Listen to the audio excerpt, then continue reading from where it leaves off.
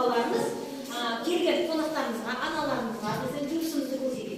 Біздің балаларымыз былай жұмыс жасап жатыр.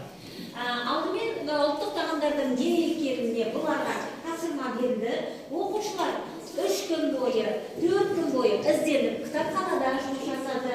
Кітапханада интернет желісі арқылы кітапханашыдан сұрап, үйдегі мамаларынан, әке-әже апаларынан сұрай отырып, ұлттық тағам деген не?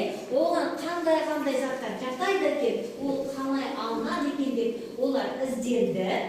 Сонан кейін барып, әрбір топ өздерінің жаңағы спикерлар құрды. Сол спикерларымыз енді біздің мамаларымызға шақырғаннан мағлұмат беріп жүрсе, қазір сендер не істейсіңдер? Біз нәрсеге келдік. Енді сіздер не істейсіңдер? Қандай өнім жасап, қазір топпен көрсетесіңдер? Соны кішкене мағлұмат беріп жүрсек. Ал кеттік. Қай топтан бастайық? Сүт тағамдар. Спикерлар